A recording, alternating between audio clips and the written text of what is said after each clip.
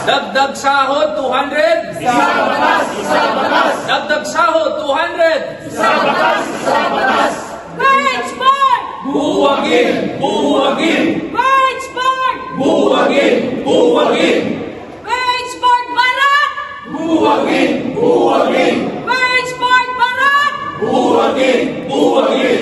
Pambubudol, papogi, pambabarat at sampal. Ganyan inilarawan ng labor groups ang anunsyo ni Labor Secretary Francis Tolentino na inaprobahan na ang 85 pesos na aumento sa sahod ng mga manggagawa sa National Capital Region. Sa panayam sa Kamara, kinwestiyon ng labor coalitions kung bakit itinaon pa ito ni Tolentino sa ginawang pagdinig ng House Committee on Labor and Employment ukol sa isinusulong na legislated wage hike. Ayon kay TUCP spokesperson Carlos Oñate, barya lang ang ipinagyayabang ng kalihim at abonado pa ang mga manggagawa. Kaya pala wala si Secretary Tolentino dito sa Kongreso kasi mas pinili po niya na ipagyabang pa yung Regional Wage Board. Napudol po ang manggagawa kay Sectol. Historic daw yung 85 pesos. Yun pala, hindi lang siya barya-barya dahil daan-daan nang nawalang purchasing power sa ating mga manggagawa, kundi utay-utay pang ibibigay. Baka 60-25. Yun po ay barya-barya. Yun po ay sukle. Abunado pa po yung manggagawang Pilipino. Iginit din ni Attorney Luke Espiritu na sa loob ng mahigit 30 taon, responsable ang Regional Wage Board sa pagbagsak ng mga manggagawa na higit pa sa poverty threshold.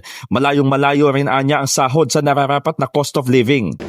Ito'y klarong pantapat para i-frustrate ang effort ng labor groups na ang sahod ay itaas sa pamamagitan ng legislation.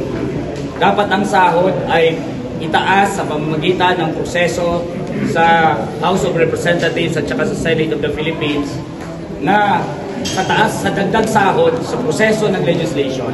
Samantala, binigyang diin ni Kamanggagawa Party List Representative Ellie San Fernando na halos wala namang mabibili sa 85 pesos na dagdag sahod na inutay-utay pa. Hindi ko nga alam kung anong kayang bilhin pa niyan. Siguro sapat na 1 kilong bigas tapos dalawang pirasong itlog.